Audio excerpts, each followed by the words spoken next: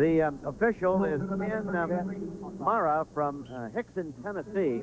He did 20 National Division I championships, and he was selected to be the head official in 19 of those finals.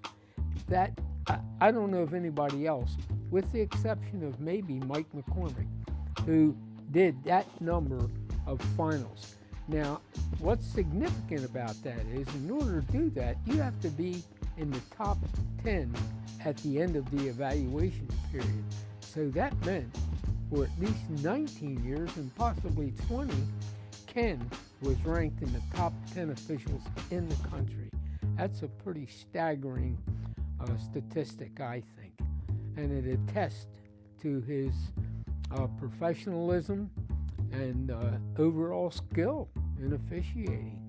Chattanooga's home. It's a small, big little town. You know, it's not Nashville, it's not Atlanta, but it's big enough for us. So we're happy here.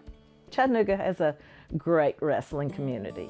It's a family. It truly is a family. We don't have the reputation of being necessarily a wrestling state like they do in the Midwest and the Upper East and that kind of thing, but there's some good wrestlers coming out of this area. We're into our fourth generation is now at Notre Dame. My parents both went to school there, and then we did, then our kids did, and then our grandkids did. He has 3 brothers who all 3 wrestled in high school, and then I have 2 sisters whose husbands both wrestled in high school. The first time I ever saw a wrestling match was when I walked on as a freshman in high school. I never saw that before.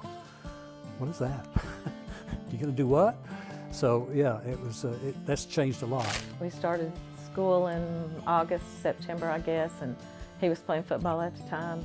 He didn't start wrestling till, November, I guess, when football was over and wrestling started. And that was first time he walked on the mat. And I'd never seen wrestling before that. Our wrestling coaches were Nick Bratcher and Shaq Van Duzen. Shaq was the teacher.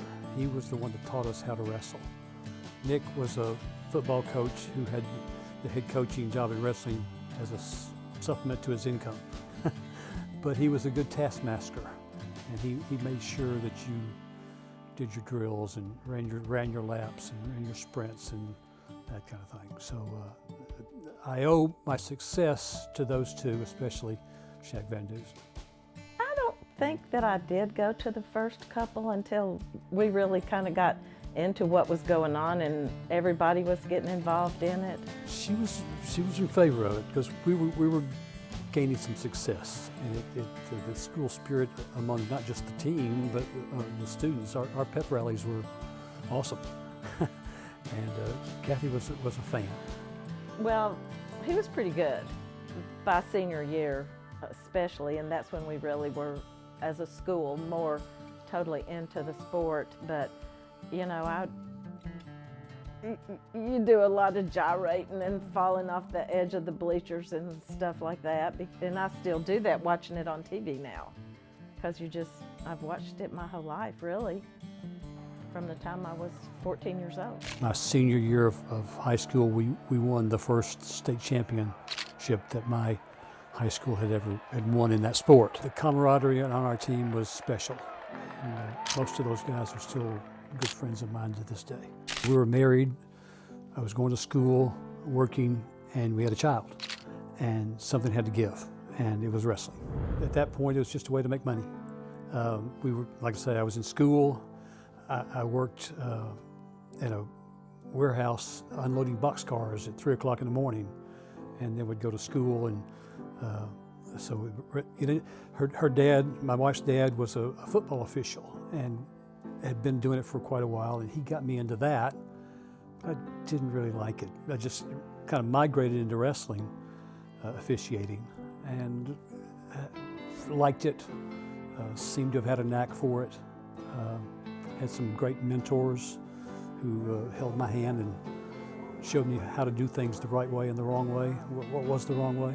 When I got into the game, he was one of the guys that protected me and took me under his wing and taught me what to do and what not to do and how to act, you know, how not to act. And you know, people that are referee at this level understand what that means. Senior guys can help you look good or they can help you look bad, and he always helped everyone look good. My first year was 1983. For the first couple of years, I believe, they would invite 20 officials, but they would cut 3 the first day, after the first day, and send you home. I fully expected to be one of those 3, and then I made the finals. As a referee, you don't want to be noticed. You want to be out there. Your number one job is safety and fair enforcement of the rules. But you don't want to be in the middle of everything and be a part of the match. You want to be a part of the match, but an unseen part. Been a mentor to, I'm sure, hundreds of young men to become officials in Tennessee, you know, high school as well as college. But yeah, Ken's definitely one of the good guys. You know, silent assassin. You're never going to hear from him. He doesn't get high, doesn't get low, just goes and does his job and does a really good job at it. Ken got involved in a lot of other things in the state too. I think developing officials, rules interpreter. So you get involved in those, that's more time, you know? To see someone rewarded, so to speak, for an amazing career is awesome. Look, I mean, when you put the stripes on, you know, your ambition is certainly not to get into the Hall of Fame. I can't imagine if you ask anybody that would be their answer. But to be recognized by your peers for something that you're really, really passionate about, that's important to you, that you poured your heart and soul into, is really cool. I can't tell you how thrilled I am, how honored I am. He has put his heart and his soul, and sometimes his aching back, into wrestling for 56 years, basically. So, he deserves it. I tell people all the time, I don't know what I did to deserve this, but I'm not giving it back. So I'll cherish this for the rest of my life.